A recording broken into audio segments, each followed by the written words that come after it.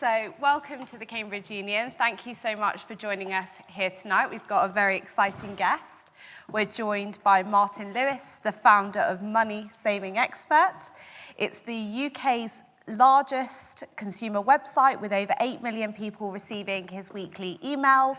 And the FT have called him the most successful journalist in the world, which makes my job really difficult today. And The Guardian also called him the most trusted man in Britain. So according to Google, you are the UK's most searched male. How does that make you feel? Women. So I think the year that happened, I was number 3. I had been number 1 in the list at one point of everybody, but I think the last time that was done, I was number 3. Number 2, so it was pre-Meghan Markle, was Princess Catherine. Who was number 1? No, you're going to be really upset when you hear. Worse. Worse. Is it male or female? Female. Female, yeah, you just say that. You don't get much worse. Kim Kardashian. Oh. In the UK. I know. So let's move on. What did you think about a Met Gala dress? Did you see it? No. No. Me and the Met Gala, that's going to be a very short interview. So, Martin, we know sort of a lot about kind of Money Saving Expert, and we'll definitely get onto that, but really wanted to start a lot of the interview with maybe some of your early days, what you studied, and then we'll spend sort of about half an hour chatting here, but then really want to open up the floor to yourselves to ask questions and for Martin to answer any of them. So can you tell me a bit about where you grew up and what school? So I grew up in Cheshire, in a forest, which was nice until you're 10, and then terrible because all friends are a long drive away. If anyone comes from the country, they understand all that type of stuff. Life really started when I got to uni, which for me was LSE. And I absolutely loved being at LSE. It was wonderful. It was a wonderful place to be. It was in the centre of London. It was 65% overseas students. It was average age 30. And you'll have a similar experience here. We were in the midst of the Yugoslav conflict, and I studied government and law. I will always remember, I mean, the lectures were good and whatever, but I will remember sitting at a table at breakfast in my hall of residence and a discussion about the Yugoslav conflict, and there was a Serb and there was a Croat on the table, and there was an American, and there was some from China, and there was someone from Russia, and there were 2 Brits, and you learnt more about the Yugoslav conflict in that conversation than you would ever earn in a lecture from those direct personal experience. And it's similar to that exposure that you get here to people from different cultures and backgrounds. That's what I got there, and everybody there was, because LSE people don't know, stands for London School of Economics and Political Science. Everyone on that table who I was talking to were all studying political science. So they really had quite a good handle of what was going on. And I loved it. And then I was General Secretary of LSE, which is President of the Students' Union, which was really fun, really political, really interesting to do. School didn't make me, my university made me. So it was a great place to go. So that was the early days, and it was government and law I studied. Although for me, it was far more about what I did and what was going on at the uni than the studies. I wasn't a great student. And what were some of the jobs you were doing, part-time jobs?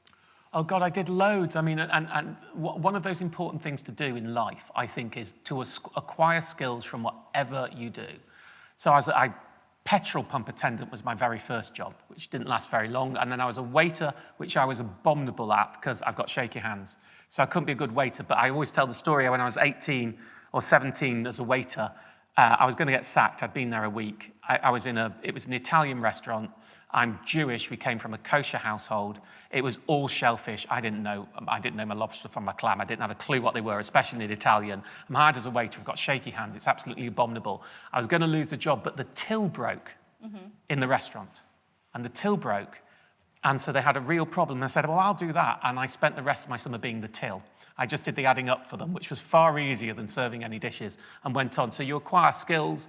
I went through as a barman.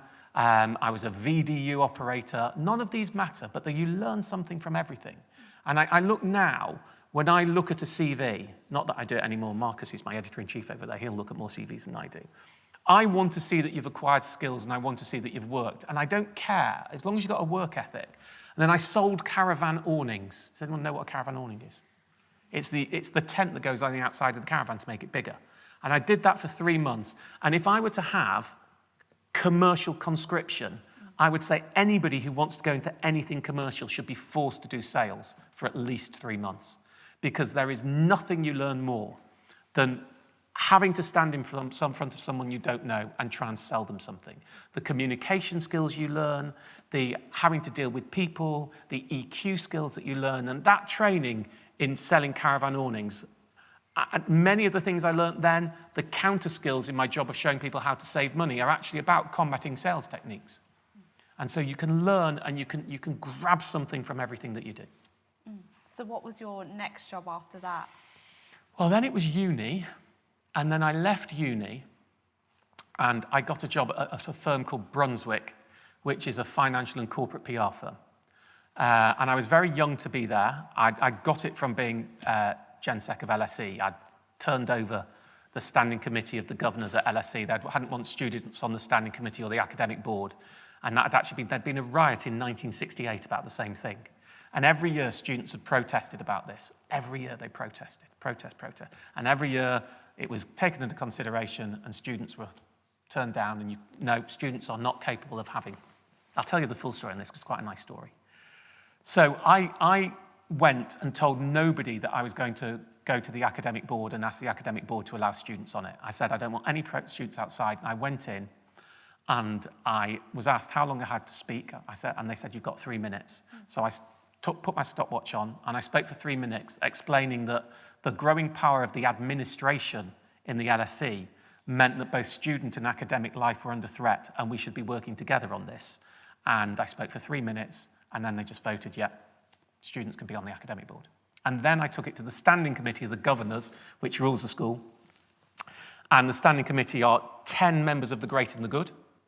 And then you have 60 governors who are all, huge people on the governors. And I put forward the motion that students should be on the standing committee of the governors. And this was discussed for 12 minutes. And then the chair of the governors, who was a man called Sir Peter Parker, who was ex-chair of British Rail, smiled at me and said, I'd like to thank the General Secretary for putting this forward, and now we'll move on to the next item. And I said, sorry, point of order, Mr. Chair, I'd like to call for a vote on this. And he said, we don't vote on the standing committee. And I can't remember what it was. I said, if you'll find under section 4, subsection 2, any governor, and I'm a full governor, is allowed to call for a vote. And he looked at the school secretary, and the school secretary said, he's right. So he said, well, we'll engage and we'll have another 20-minute discussion, then we'll put it to a vote. And one of the standing committee who took the argument on was a guy called Anthony Grabiner QC, now Lord Grabiner, who was an eminent commercial lawyer. And he started explaining why students could not cope with the fiduciary responsibility of being governors, of being on the standing committee. And I argued, and he put it again, and I argued, and he put it again, and I came back and I rebutted his points. And then at the end, a man at the back put his hand up. And I looked back and he said, I'd just like to say that I agree with the General Secretary that I think students are capable of having a fiduciary responsibility of being a governor. And I didn't know, but he was the permanent secretary to the Treasury, I had no clue, who had agreed with me on this. So they called for a vote, and it's the votes amongst the whole of the governors, and the governors voted, and we got students on the standing committee of the court. And then I went and I spoke to the chair, and he said that was very impressive. And we talked about it, and I said, Sir Peter, may I ask you one question? He said, what's that? I said, what does fiduciary responsibility mean? I had no clue. Do you know what it is? It's, can you take the financial responsibility, because there's a financial responsibility of being a stand. I had no clue. All I knew is whatever Anthony Grabiner said, I was going to argue the opposite. And that's what I did, and we got them on. And so his son was in charge of Brunswick, which is the big sort of corporate PR firm. And he looked at me and he said, you need to work for my son. And so I went, and that was my first job at Brunswick, and that's how I got it. So you always read the small print, by the sounds of it, so you knew the rules, and you were not afraid to kind of step up and fight your case. Well, I mean, it's a form of representative politics. It wasn't my case. It was the students' case, and that's what I was there to do. Putting your own case forward is far more difficult. Fighting for yourself is selfish and possibly egotistical, and you doubt, do I really have a call? Is it right for me to do it? But when you're fighting for other people, then it's an entirely different argument, and you can be more forthright and more confident and feel more responsible. And all of those drivers, we need to recognise what drives us. It's far easier to fight for other people's rights than to fight for your own. And so actually, it's subtly different. It wasn't my point I was putting forward. It was what I thought was right for the student body who had elected me to be their president at the time. And then sort of fast forward to your first journalism and TV appearance. Can you talk to us a little bit about that? Well, it's a long time because I left Brunswick after a couple of years and I went to study broadcast journalism at Cardiff as a postgrad. And my first job was where I'd done work experience, which was at the programme called Business Breakfast, which is on the BBC, and it was a forerunner. The first hour of breakfast news used to be Business Breakfast. And I did my work experience there, and then I got my first job as a radio reporter-producer on Radio 5 and Radio 4, it was a business reporter because Brunswick had got the business contacts that came through. And then there was a programme called Money Check, which I really got interested in, that I became the producer of, which is a relatively junior role on a radio programme. Very interestingly, I can tell you another lesson to do your thing. My first review at the BBC was, Martin is very good, but Martin is, and this is classic BBC, and I'm looking at Marcus, who worked for the BBC for a long time there, and we were talking about the BBC on the train, so. It's classic BBC. My review said, Martin is very good and is learning, but he and I have agreed, in other words, he told me and I didn't say anything because I thought he was talking bullshit. He and I have agreed that Martin is too keen to do interesting stories and too keen to please the programmes. That was my big criticism. And what this meant is Money Check was a programme produced by the business unit for Radio 5. And what I used to do was I used to go to Radio 5 and say, what do you want on it? And I used to give them stuff that fit in the Radio 5 agenda. And I was really keen on doing interesting stories. But what he was saying to me is, we're a news programme because we're the news business unit, even though Radio 5 isn't. And you're not doing enough news. You're just doing things that people are interested in. I know. I was awful. So they took me off that programme, and 3 weeks later, Radio 5 cancelled the contract with Money Check and decided to make it internally because they weren't being given what they wanted, which is how commissioning works. And I think I've made a career within the money sector of doing stories that people are interested in and understanding the agendas of the programmes that I work on. When I appear on the Today programme on Radio 4, I use a different tone, a different voice and different language that I do when I appear on Lorraine or on This Morning. And when I appear on my show on Radio 5, it's somewhere in the middle. And when I'm talking on the website, it's even more complicated because you have to understand the audience that you're talking to. Doesn't mean patronise, because you assume what's going on, but it is the language and what you have to explain that you need to think about. And understanding your audience is actually one of the most important things in all forms of journalism. So when did Money Saving Expert come into place then? So after a couple of years at the BBC, I left. I went to a channel called Simply Money, which was on digital, which is a forerunner to one of the little digital channels. It was a wonderful place to work because I could do what I liked and no one was watching. And I developed something there called Deal of the Day. And Deal of the Day was originally a programme for someone else where they were meant to doing holiday stuff. And they said to me, that person's not working. Do you want to do Deal of the Day? And the channel ran for 3 hours a day, just like Piers Morgan's new channel's doing, interestingly, except it was then repeated 8 times. So we did it in the morning, and then they repeated it 8 times. And Deal of the Day was 1 minute every 3 hours, as well, because I was a reporter there. And so I said, yeah, great. What I'd like to do is I'd like to do proper investigative journalism into consumer issues. And they said, what does that mean? And I said, well, can I just do spreadsheets and tell people what the real deal is? Actually do the research on it rather than it being promoted. So they said, well, whatever, we just need to fill a minute. So I did the minute, and it became quite popular. So the minute became 3 minutes, and 3 minutes became 5 minutes, and 5 minutes became 10 minutes, and then they ran it every hour. And then I built my own section on the website, which was the only bit that you had to sign in, and I built an email list that people would get, and it was really great, and I was really into it. And we changed my title to Money Saving Expert, and I was working 15 hours a day and developing it and thought I really have something. And I went to the bosses and I said, look, you know I'm 95% of the web traffic. We know people like it. I know we're focused on the television, but we could really do something with this. And thank God they said, sorry, we're too busy. And the channel went bust 3 months later.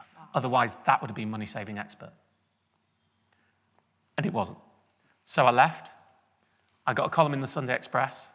And then one of the cleverest things I've ever done, which wasn't that clever at the time, but is wonderful in hindsight, was the Sunday Express. I was bereft. Simply Money had gone bust and was turning into a shopping channel. And I didn't know what I was going to do. And 2 days later, the Sunday Express called up and said, we love your stuff. We've been watching you. Now you're free. Do you want to write a column for us? I went, yes, thank you. Wonderful. So I had a weekly column in the Sunday Express. And I said to them, there is one thing. And I was like, what's that? I said, well, I do a lot of research. A lot of research when I write. I really do a lot of detailed research. Would I be able to retain copyright of what I give you? And they go, yeah, sure. I mean, who cares? Some 29-year-old nobody's ever heard of is just writing a column in you. They just wanted the column. They're paying me 200 quid. They wanted to publish it. So I kept the copyright for my research. And that research that I was doing for them, I mean, they were paying me for 1 day. I was doing 4 or 5 days worth of research, is what I then put onto a website that was a homepage in 2002 called Money Saving Expert. And then in February 2003, I should do the full story, because what had been happening is, I was doing some small TV shows, when I would discover a way to save money that was too short-lived for me to be able to put it in the column or to be able to put it on telly, I sent a joking email to about 30 friends called Martin's Money Tips. And then in Martin's Money Tips, I'd say, look, go and do this and you can make yourself 100 quid. And I'd go to parties and I'd meet friends of friends who'd say, I'd love your money tips. And the word viral did not happen then. Viral was not a term.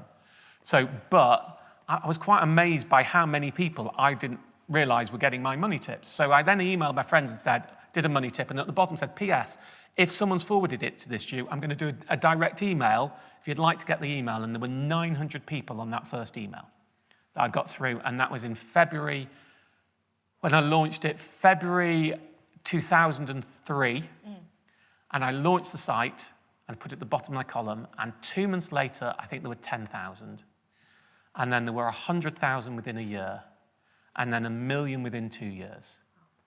And then the number you gave, 8 million, is the active sends. On the same basis of people signed up, I think was 16, 17 million-ish now. And within 3 or 4 years, I mean, it was just massive. We were already bigger than the newspaper personal finance websites. We were bigger than any other personal finance websites. And it's been the biggest consumer finance website since about 2004. And it all just started. And thank heavens again, I said to the Sunday Express, can I keep the copyright? And put it on the site. And I guess a lot of people resist starting a business because they think it's going to cost a lot to start up. How much did it cost you? Well, I never think of MSE as a business. Of course it is, but that wasn't what I set up. It cost me £80. I went out onto a commissioning site to get someone to build it and paid a web designer in Uzbekistan £80. His name was Ali. Thankfully, I had a contract that said I owned it all and he didn't own some of it. That worked very well, although I did pay him later quite a bit more out of goodwill, because I thought I was very grateful for the success he helped me build. The business is an interesting thing. MSE was set up with no way of making money. Its original aim was I was passionate about the work that I was doing and I wanted it to have a wider audience, and I thought it would help promote my broadcasting work. It was a split aim of that. After about 4 months, when as a jobbing freelance journalist, my server costs were now approaching £10,000 a month, and I was clearly not even close to being able to afford that. And I was living on goodwill that they'd told me for 6 months we'll give it you at this rate, but then after that you have to pay. I had to find a way to pay for the servers. And so that was when I first had a way of making money on it. And the way that, it's a bit more sophisticated now, but the model I came up with then, which again was just all I could think of at the time that fitted in with my philosophy, but has been copied by many other people, and what was, do you know what an affiliate link is? A tracking link. So if someone goes through and gets paid, so I went and said, I arranged with a couple of companies, one being Money Supermarket, one being Find. You have links for those products. I'm not going to change what I write at all, but I want to put your links on my site. And originally I just put them at the bottom of the page so that I didn't have any links in because I wanted to be clean. And then later on, people said, I just want to click the link. So I put them in. I always put a star to say it was an affiliate link, and it was written, if it's got a star, it means we're paid, but it never changes what we write. And then I put at the bottom of the page, here's a list of exactly the same links to the same places that aren't affiliated. So if you don't want a link that pays us, you can click those. And also you can check that you're not getting any worse a deal because we're getting money. And what actually happened was fascinating.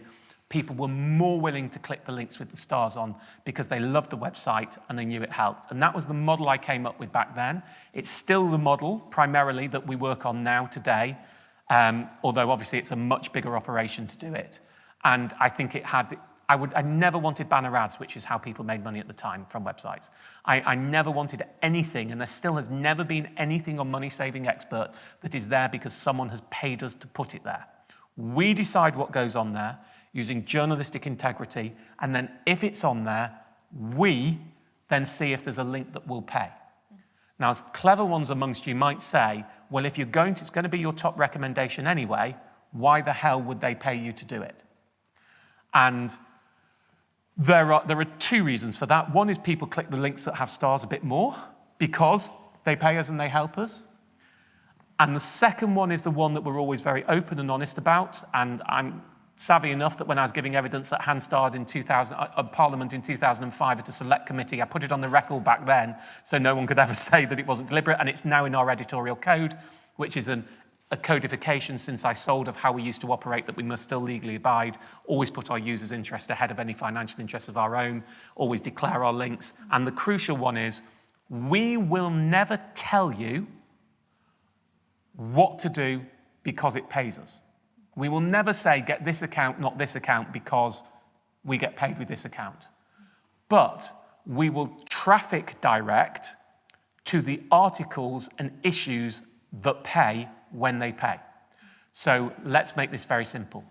If the top savings account is paying, we will direct more traffic at that time to savings accounts via use of what you put where on the site and via the weekly email than we would at a time when the top savings account is not paying.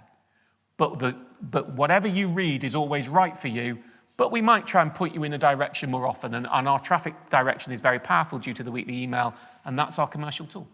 That's our single commercial tool, which is why if you contrast us to a comparison site, we have many, many times more users. We're bigger than, I would suspect, all of them added together in user numbers, but they make far more revenue per visit than we do. And that's the model. So we're a volume model with very little margin. Well, the margins are good, but we're a volume model, but we don't make much per user, and they're a much lower volume margin who makes a lot more per visitor. And in terms of kind of financial literacy, as someone who's been to 2 business schools... 2 more than me. and the whole way through the UK education system, the finance knowledge I've got is from at home and from my dad. And I know this is something you're really passionate about. But what do you think schools and universities should be doing to have these open conversations? Well, I think we have to split financial information between entrepreneurial and financial information, which is good in your vocational life and what you want to do, and personal and consumer financial information, which is good for you as a consumer. Now, you've always been able to study economics in school, and in the last 20, 30 years, business studies has become more popular. And I think those are great subjects, and they're great vocational subjects, but that isn't the same as giving you personal finance life skills. And we have a massive problem of financial capability issues in the UK. And I've been passionate about that. We managed to get financial education on the national curriculum. I'm just trying to remember the year, I think it was 2014, which was a campaign I led. It was somewhat a Pyrrhic victory, I'm afraid, in that what happened is once we got it on the national curriculum, many of the people who'd been funding financial education then pulled out and said it was on the national curriculum, but the government gave exactly £0 and 0 pence investment into financial education on the curriculum, did no teacher training, no ongoing teacher training, and produced no materials. And so what we had was something that was pretty crap. And then we had the academisation of schools, which effectively means that now 60% of schools don't have to follow the national curriculum, so having something on the national curriculum doesn't actually mean it's being taught in schools. I then went years later and went to the minister and said, look, what are we going to do? And he said, well, I tell you what's really needed. We need a textbook in schools. And I said, great, we do need a textbook, thinking textbook isn't really the way we do it now. But if that's what it's going to take, I said, great, we need a textbook. He said, yes, we need a textbook. I said, we need a textbook. He said, you need a textbook. I said, we need a textbook. And I'm thinking, what's going on here? He said, we need a textbook. And I said, what does we need a textbook mean? He said, you should do a textbook. I said, you're the education minister. Surely it's you who should do a textbook. We don't have any money to do a textbook. If you think financially someone should do a textbook. So I went out there and decided to put practicals in head of principles. I think it's absolutely immoral that a private individual should be funding a textbook to teach children about schools, a subject that's on the national curriculum. I still think it's fundamentally immoral, but I decided to just deal with it being fundamentally immoral and pay for it anyway. So, because I thought that was more important. So we put the financial education textbook in England. We got that out 3 years ago. We sent 360,000 copies. I funded it, a charity called Young Money to do it and worked with them on it. Although it's independent, it's theirs. And teacher training packs. And then having done that, it's now called Money Advice Service. The Money Advice Service, no, Money and Pension Service it now is, it was Money Advice Service. Money and Pension Service agreed to go 50-50 with me on funding it for the other UK nations. So we now have a textbook, which many teachers say has made it easier, but most schools still don't teach it because finding time on the curriculum is very difficult. And I think it's crucially important that schools teach children about money. I also think, because you did ask about universities, and many of you will know that student finance is a passion of mine. I think when universities take from UK undergraduates, give them an education for which they are going to have what is called a debt, that's a debate, but at least what is called a debt of £50,000 or £60,000. I would argue that there is a pastoral responsibility on every university to at least make sure that every student understands how that debt works in a practical manner and how they will repay it. And I don't believe that is done adequately in the university sector. Is it done well here? Have any of you had a talk by the university on how your student finance really works and how to manage it? I think that is something that is sadly lacking. I've done some of the talks on it, but there are clearly academics here who are capable of understanding student finance in some of the economic and business departments and would be capable of doing a 1-hour talk, even to arts graduates, who I also think are capable of understanding student finance. The reason I make that little line is because it isn't just for the students who are studying subjects that are relevant to understand student finance. Every one of you who's a UK undergraduate, unless you have very rich parents, will have what we call a debt when you leave university that is given to you. And for years, we have educated our youth into what we call debt when they go to university. Then I think we also have a responsibility to educate them about that debt and how it works. And I think it is done very poorly right across the sector. Cambridge is not special. And I can't have you sitting in the chair here without asking you about cost of living. I think the whole country sort of gasped when you didn't really have an answer for what next to do, no tips and tricks. Has that changed in the last few weeks? That statement was actually, I said, I am virtually out of tools in the context of how to help people on low incomes with energy bills. It was a very nuanced and deliberate statement. And the point of that, look, for people on low to middle incomes and high incomes, there are many things that you can do to cut back and to save money and to do the right things, many things. But for the poorest in society, on energy bills specifically, there isn't anything left. And that was said on a programme that the Chancellor was on, and that was a non-subtle message to the Chancellor to say, I am out of tools, this is your job. And that job has not been completed. And we do need political intervention. And there are people in this country choosing between whether they starve or whether they freeze. And I don't believe in what is the 5th biggest economy in the world and one of the richest countries that is appropriate. Now, there are many difficulties in this scenario. The energy situation, which is what's driving this, is a worldwide macroeconomic problem. But it doesn't have to have a worldwide macroeconomic solution. You have a political problem that if you help the poorest and you rescue them from this, then those on low to middle incomes will say, and that's not fair, I go out, I work hard, I pay my taxes, and this is substantially impacting my standard of living. Why are you helping those people who are on benefits or are on very low incomes who don't contribute as much as I do? And that is a genuine political problem of how you solve that, which means solving and dealing with the cost of living crisis has to rise right up the income schedule. You know, you have to be talking people on pretty decent levels of income that have to be helped. One of the problems that we have at the moment is a lot of the narrative seems to expect to see the input and outputs of the solution be linked. So therefore, cut VAT on fuel. Because if you want to help people on fuel, you cut VAT on energy bills. I think that's actually a rather dangerous narrative. What we need to do is say, first of all, who should we be helping and how much should we help them? And helping them means either cutting their bills, of which there will need to be a subsidy or some cross-subsidy or a form of tax, or it means giving them money. That's what help means. God, what was the classic solution that they came up with the other day in Parliament, the non-cost one? There was the childcare one. What was the other one? There was helping less people looking after your children, and the other solution that didn't cost any money. Oh, MOTs less often, because that's going to help those choosing between starving and freezing really well, isn't it? You won't have to have your MOT every year. Hey! Well, thank you so much. So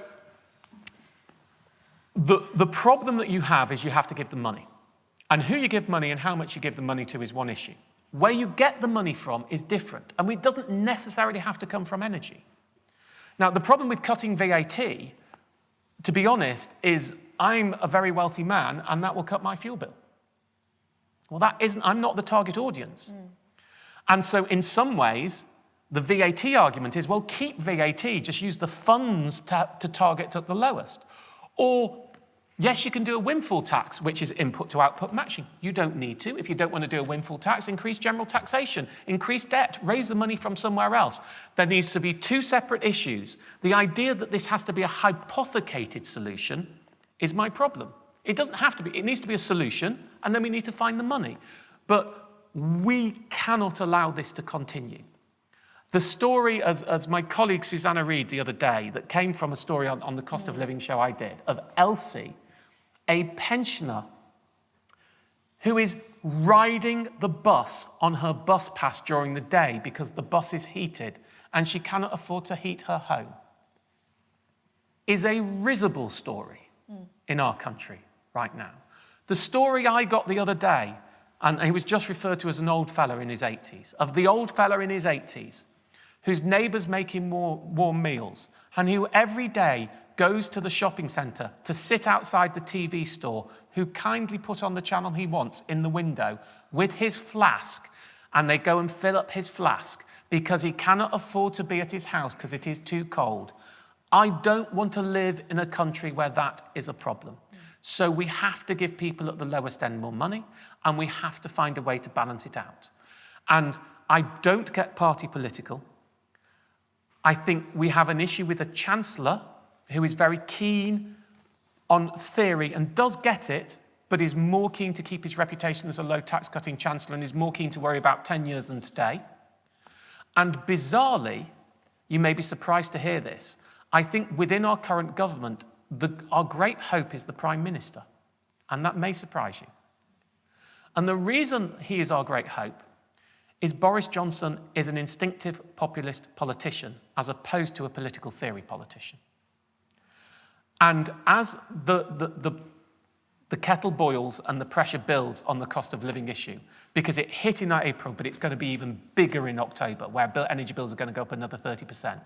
And as we get to that, and as the panic comes, and as the red wall seats crumble, the instinctive political fighter that we have in the Prime Minister is probably the most likely to cave into pumping money to help the poorest.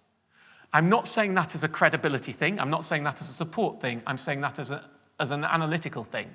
You're less likely to have a rigorous chancellor who wants to balance the books because he believes that's theory and good for the long term caving than you are to have an instinctive populist politician who smells what's going out there and smells the fear amongst the public and the impact that that has on votes. Would you want Rishi's job? No. Okay. No. And people always ask me, what's the first thing you do if you're Prime Minister or Chancellor? And my answer is always resign. I wouldn't want his job. I'm not qualified for his job, nor is anybody else. And it's very easy to be popular when you're me, because I am a single issue fighting consumers. I don't have to balance the interests of business. I don't have to balance the interests of the economy. I don't have to consider balance.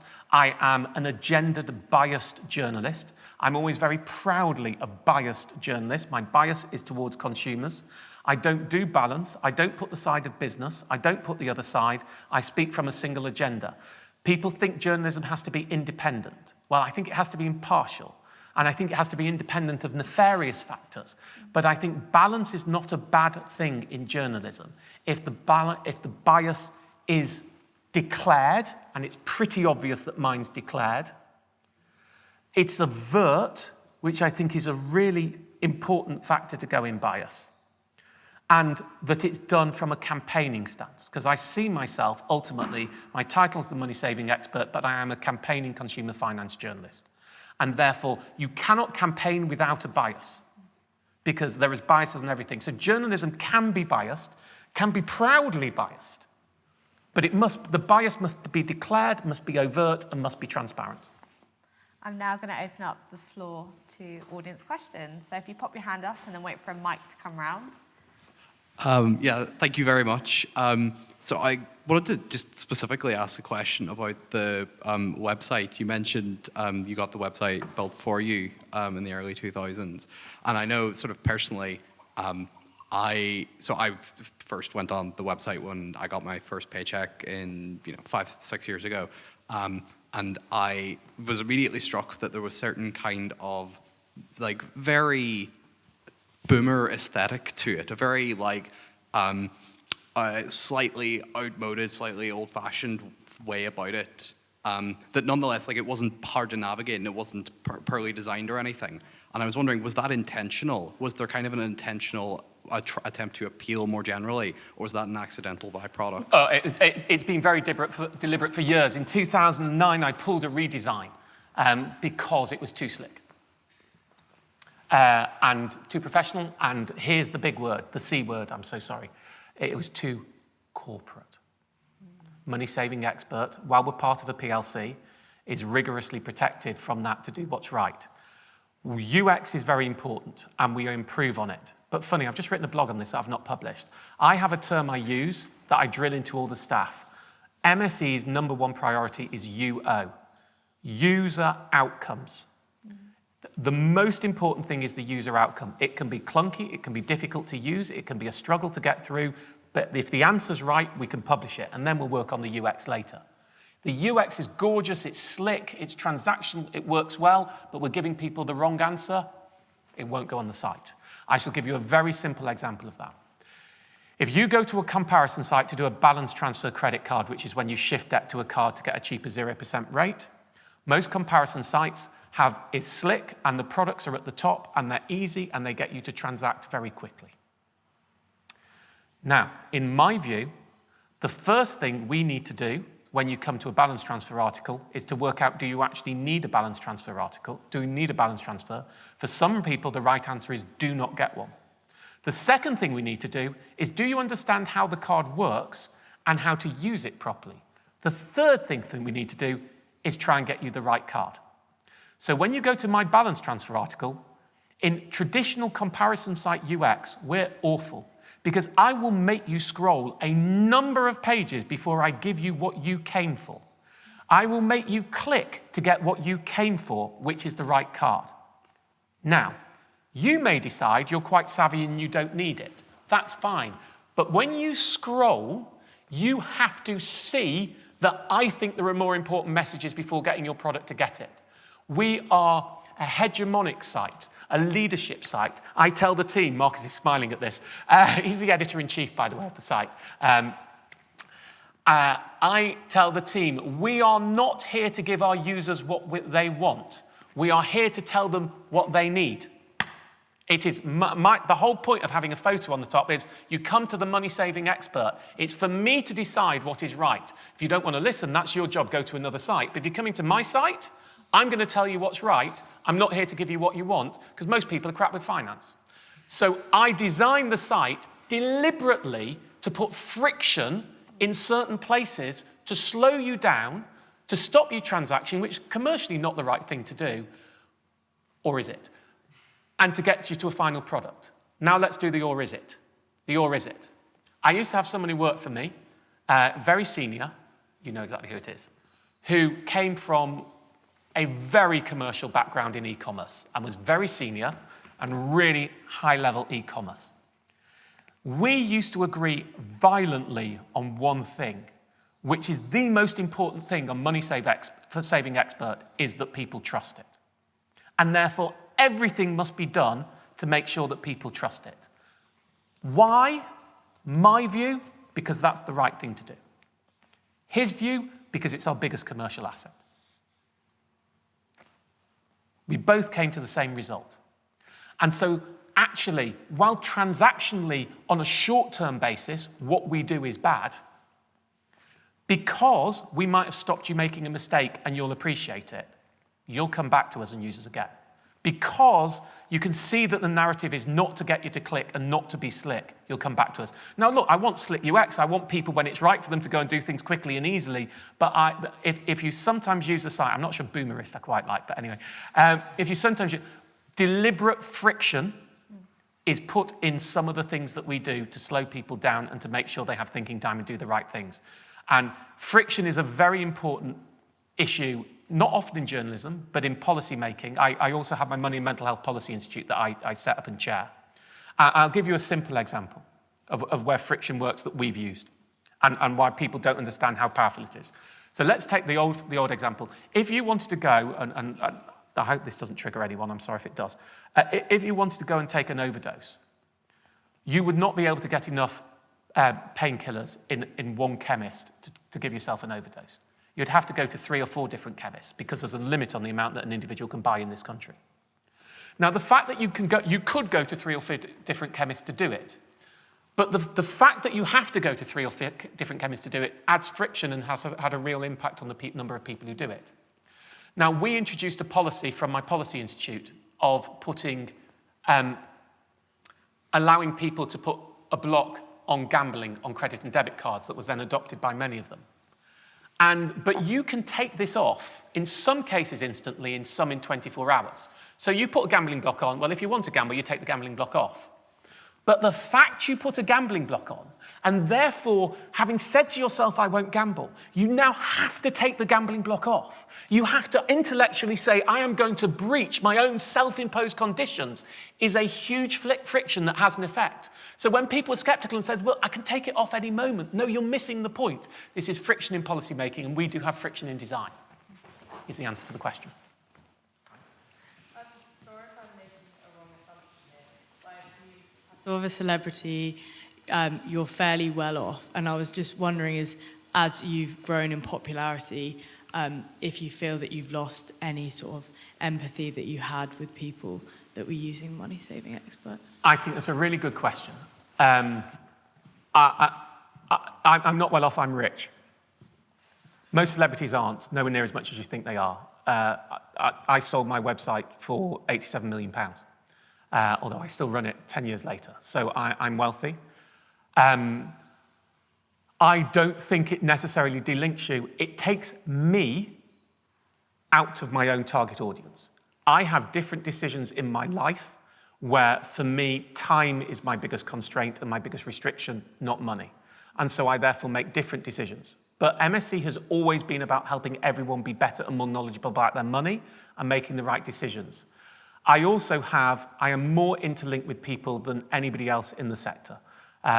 Through the use of MSC and the enormous mailbag I have there, through my social media, which is huge, and I listen and do that. Through my charities, when I sold, I have a charity fund that's about 20 million. I have the charity I set up.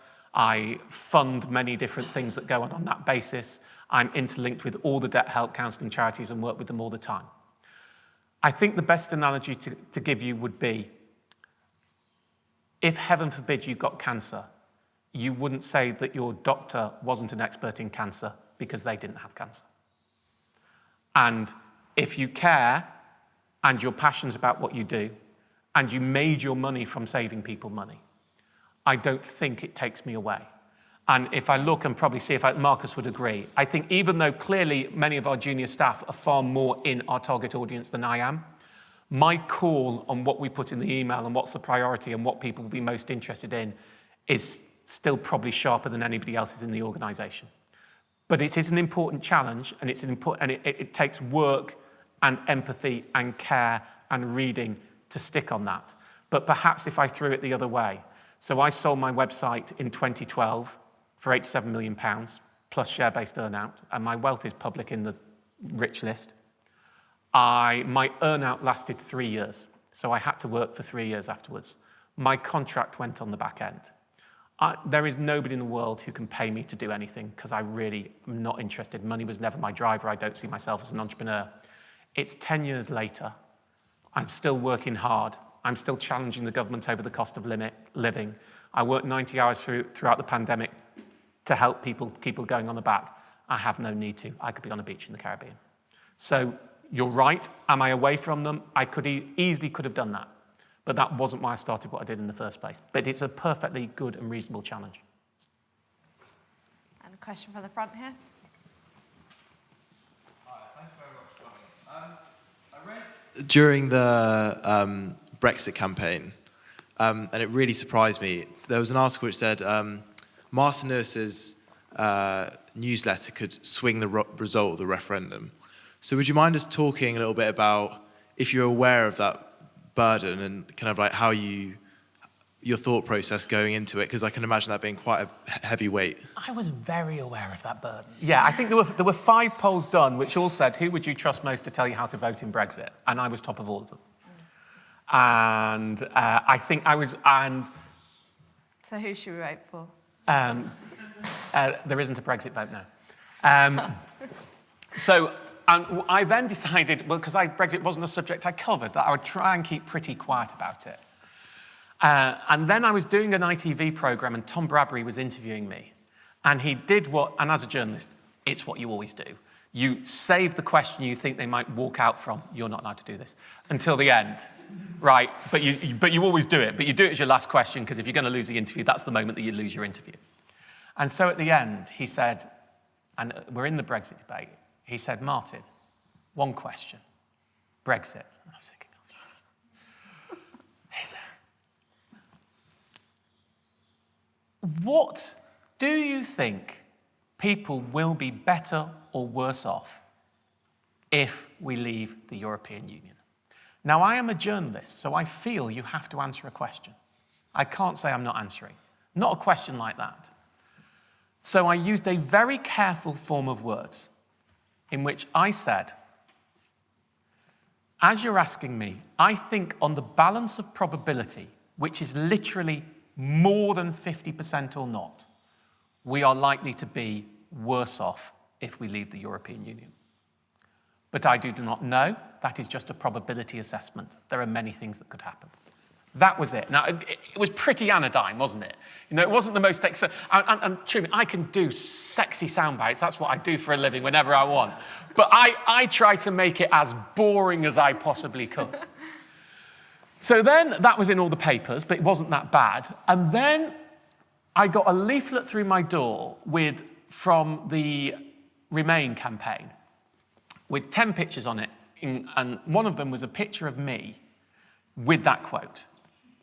I thought, I'm not campaigning. I'm trying, as I do, to stay apolitical and not get involved in the campaign. And then the next week, I got a leaflet through my door that was just a picture of me with that quote underneath. Because in testing, they'd realised that the other 9 people weren't having as much resonance as me, and so I called up David Cameron's office and said, what's going on? And they said, well, it's worked. And they said, you did say it. And I say, I am not a Remain campaigner, and you need to make that clear. And I had then a choice, do I sue the Remain campaign? So you think putting it in my newsletter is a big issue. Do you sue the Remain campaign? Right? What do you do? So 27 million leaflets with my picture and that quote were put through people's doors, which only caused a couple of hundred death threats, because this was the Remain, this was the Brexit vote. I then decided I had to do something. And I wrote an article, and it's still live, and you can go and read it, and it actually carries the test of time pretty well. I wrote an article called How to Decide How to Vote in the Brexit Referendum. This was not an article that was dictating how to vote. It was an article that was a risk assessment trying to teach people what's more important to you, here's the risk. A classic example of the risk assessment would be, I think, the big thing that was going on at the time was we pay the EU 3.6 billion. But then, I'm slightly making these numbers up from memory, but they're scales of magnitude. But then the Remain campaign said we'd be 20 billion a year worse off if we left. And the Leave campaign said we would be 15 billion a year better off if we stayed. So my argument was quite simple. Well, if you take either of those arguments, the actual amount we pay to the EU is irrelevant. Because what's far bigger is the economic impact if we leave or stay. So that's a red herring. You need to factor it into which one of those economic arguments. And on the economic case, remaining is more risk averse, leaving is more risky, but risk isn't a bad thing. Risk is just the question of the diversity of potential outcomes, because one is a stable and one is a change, is a delta. So that was the assessment, and I went on different angles too, and I wrote at the bottom, because I'd been asked on this, how would I vote? And I said, because I'd said it publicly, which is the other question Don Bradley asked me, I will be voting Remain, but I'm only 60-40 on it.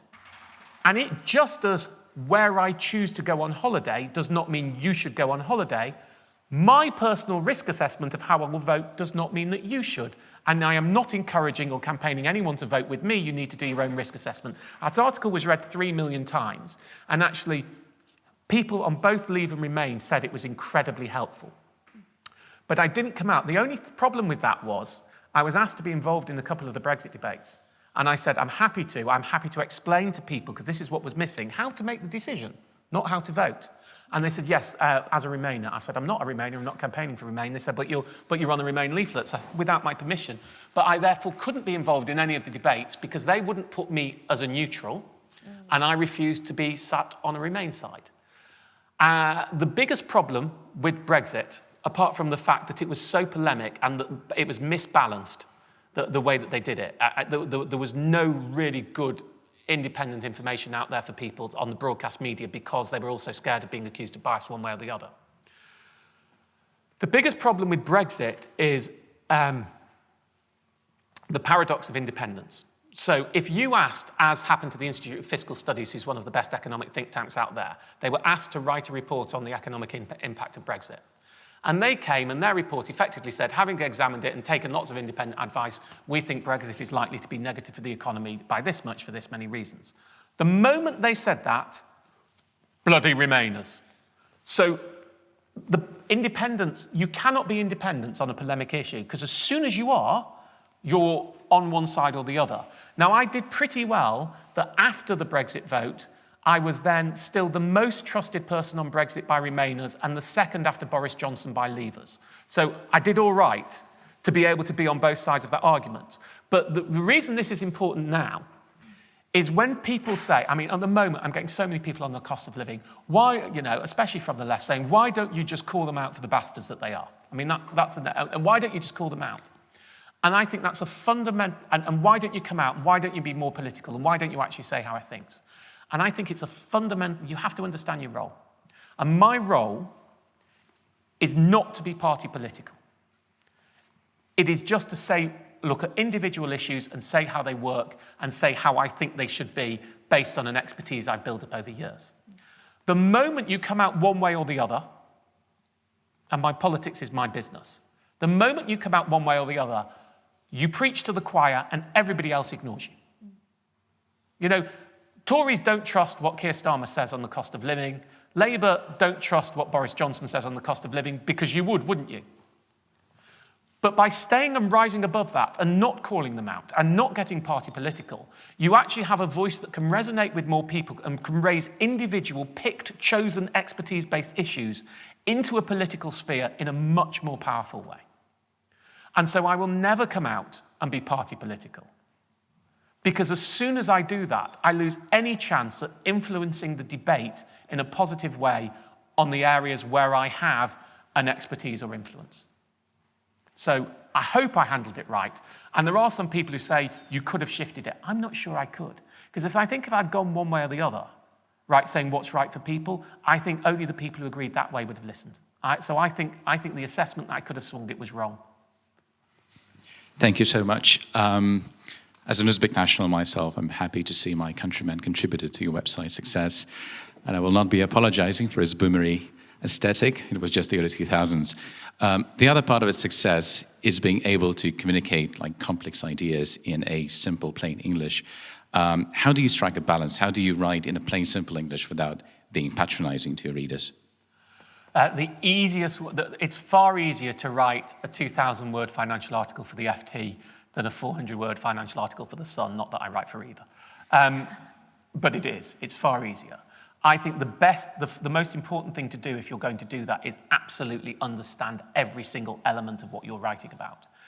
To simplify something, you have to, in my view, you have to see the pattern in your head, or build the algorithm if you want a modern term. And you have to understand the structure of how something works. So on student finance, I have a model in my head of how it works. So once that's there, I don't need other people to understand the model. I need to understand the model so I can then explain it and then be able to bring it down. So bizarrely, to do something really simple, you need a really high level of expertise in it. And then while language needs to differ in different mediums, and writing shorter is different, it's about, there's a couple of things. When I talk to the staff, I like to write as I talk. And people who read things I've written say they can hear my voice, who follow me say they can hear my voice in my writing. So I'm not into should not, it shouldn't. I know it sounds really, it shouldn't. If you're writing for how would I say it to you? And it's fascinating when I do it with the team. You've been there when I do it. I did it the other day and someone had written this piece and I said, I don't quite get that. How does it work? And she came back to me and she said, well, I can't remember what it was. She said, you do this and then that happens and that works. I said, great, get rid of what you wrote and put that. And that's the answer. Forget trying to write it. How would you do it? How would you say it? How would you explain it to an intelligent person with no knowledge? And that's the best person to aim at. An intelligent person, or maybe intelligence too strong, but a competent person with no knowledge. And how do you explain it? And then if you understand it, you can do that and stop and sit and think. And just go, okay, what is this construct? And analogies are always good, and things that can bring it in there. But there are sometimes in my work, and one of the great pressures and difficulties has been over the last few years, when, especially in cost of living. I mean, let's remember 1 in 4 people in the country have a mental health problem. There are people with limited mental capacity or onset dementia and all those issues that go on there who you have to communicate to too. And I get a lot of people who say to me, I don't understand it, but you said it, so do it. Now that's the scariest thing I ever hear. I'll do it because you said so, but I don't understand it, because I want people to understand it, and you don't know that they've got it right, and they often sometimes do mishear. But say it, another rule in broadcasting and all good communications. Say it once, then say it again, then say it a third time, and then when you say it the 4th time, they might just get it. So repeat it in different ways if you get the opportunity to. Big summaries. So I've been doing on my show, should you fix, should you not fix, right, on your energy bills, and it varies at different times.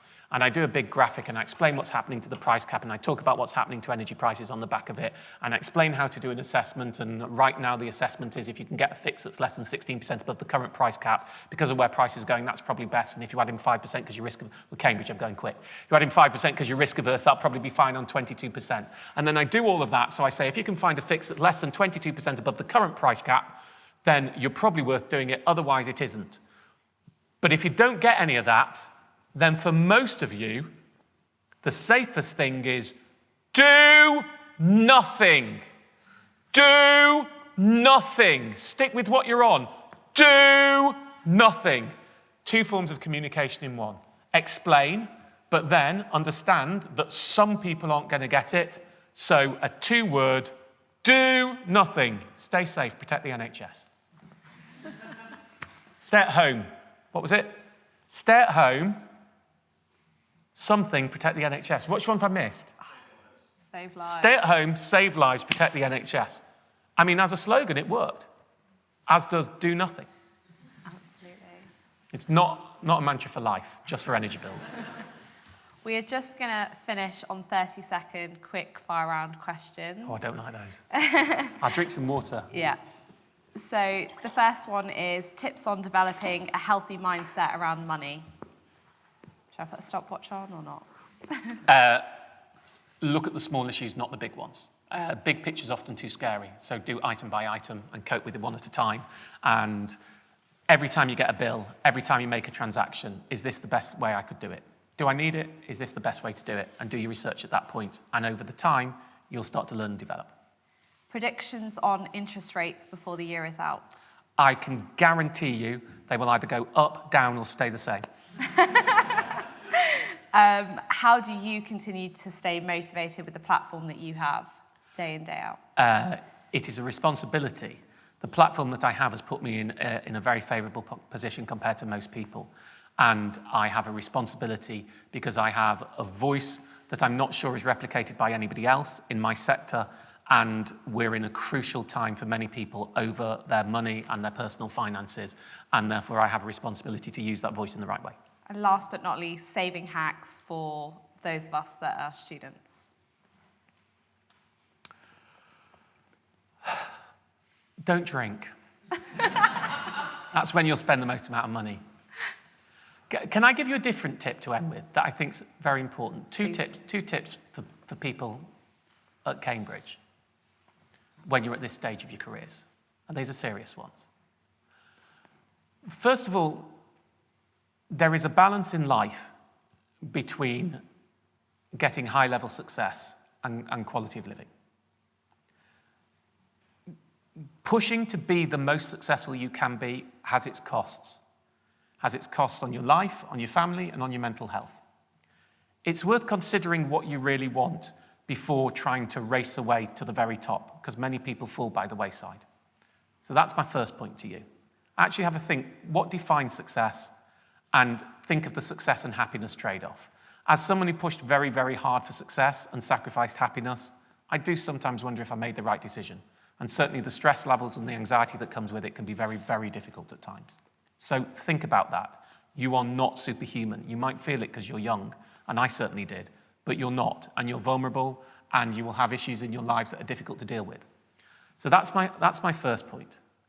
My second point is if you do get to be very successful, and we're talking in context of successful for people at Cambridge here, because you are already, well ahead on the life lottery, the fact that you're all here, the opportunities that you've been given to do that.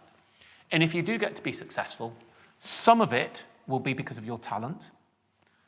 Some of it will be because of your hard work. Some of it will be because of your focus. And quite a decent chunk of it will be due to luck. There are many people who say, the harder I work, the luckier I get. That's not true. You've had luck by opportunity. You will have luck through sliding doors moments in your life that could have gone the other way. And if you are the one who hits the high-level success, you need to know that you have luck, because then you need to know that you were lucky, and you should have a responsibility, if you've had that success, to give back to those people who haven't had the same luck that you have. So if I finish, instead of saving tips, on a couple of life lessons, success and happiness are worth considering. And if you do get to the high level of success, many of it will be to your qualities, not all of it will be. Some of it will be to do with luck. And therefore, accept that, acknowledge it, and make sure that you give back because you were the lucky one. And that, I think, is a good place to finish.